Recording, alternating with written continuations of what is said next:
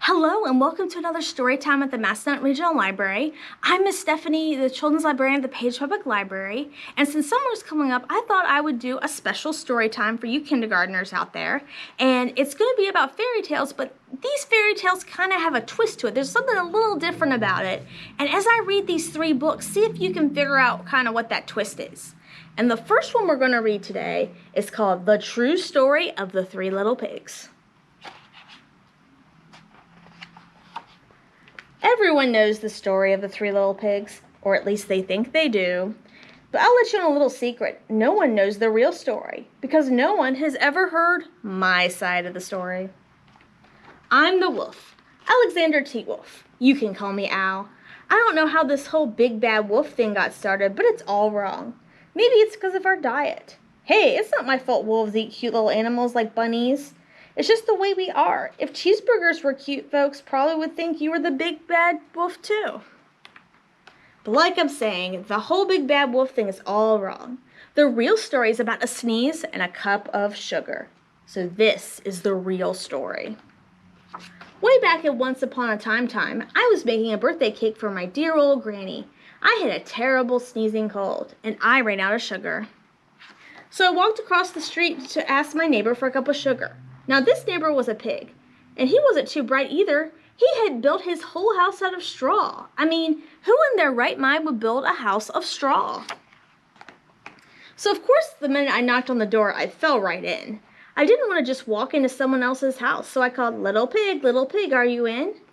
No answer. So I was about to go, but then my nose started to itch. I felt a sneeze coming on, so I huffed. And I puffed, and I sneezed a great sneeze.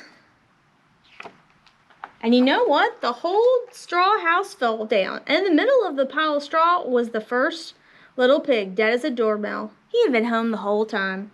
It seemed a shame to leave a perfectly good ham dinner lying there on the straw, so I ate it up. I was feeling a little better, but I still didn't have my cup of sugar.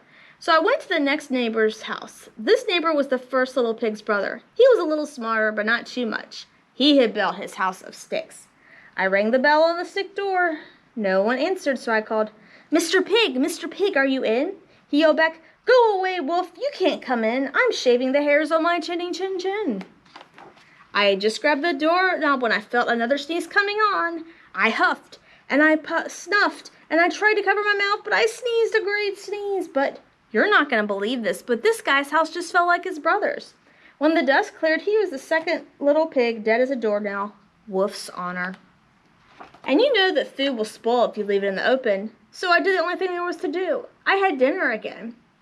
I was getting awfully full, but I still didn't have that cup of sugar for my dear old granny's birthday cake. So I went to the next house. This guy was the first and second little pig's brother. He must have had the brains in the family because he built his house of bricks. I knocked on the brick door, no answer. I called, Mr. Pig, are you in?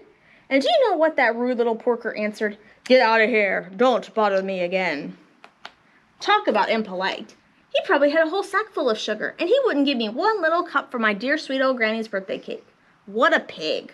I was about to go home, but then I felt my cold coming on. I huffed, and I snuffed, and I sneezed one again. And then the third little pig yelled, and your old granny can sit on a pen.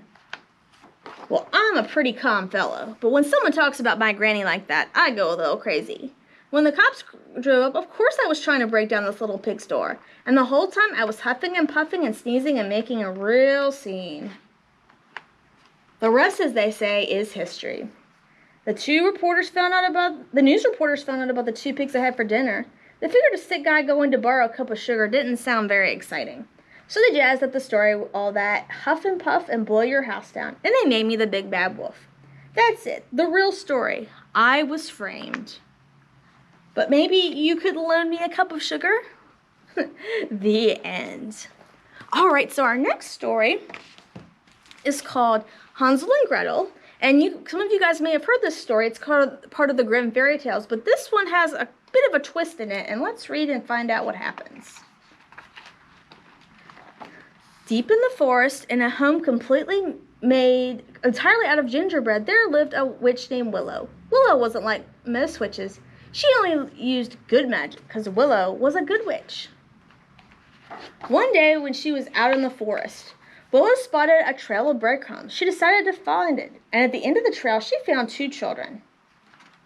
"Where are Hansel and Gretel?" one said. "What do you want?" the other demanded. "I'm worried these breadcrumbs might lead birds and mice to my gingerbread house," said Willow. "Could you please help me clean them up?" Hansel and Gretel didn't like this idea, so they left Willow to tidy up their own mess. But Willow did not get angry because Willow was a good witch. When she arrived home, Willow could not believe her eyes. "Hansel, Gretel, please don't eat my house," she cried. "It's so tasty," Gretel said with a mouthful of gingerbread. But Willow did not get angry because Willow was a good witch. Hansel and Gretel must be very hungry, she thought, so she invited them in for dinner. While Hansel and Gretel made themselves at home, Willow used her best and most delicious spells to cook up a feast for them all. "Please save some for me," said Willow. Do you think they saved any for her? Let's find out. But when Willow got to the table, she found that Hansel and Gretel had already gobbled up all the food. But Willow did not get angry. And why is that? Because Willow was a good witch. It wasn't long before Willow had more to worry about than her rumbling tummy. Hansel and Gretel found Willow's spells and wands and began to play with them. "Hansel, Gretel, please be careful with my magical things," she cried. Hansel and Gretel did not listen to Willow. The magic grew and grew. And grew. Oh, they turned the cat. Hansel and Gretel wanted the house to themselves, so they decided to get rid of Willow. Gretel pushed Willow into the oven, and the naughty twins carried out wreaking havoc in her home.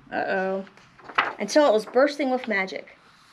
Willow's home collapsed. It was only made of gingerbread after all, and this time Willow did get angry.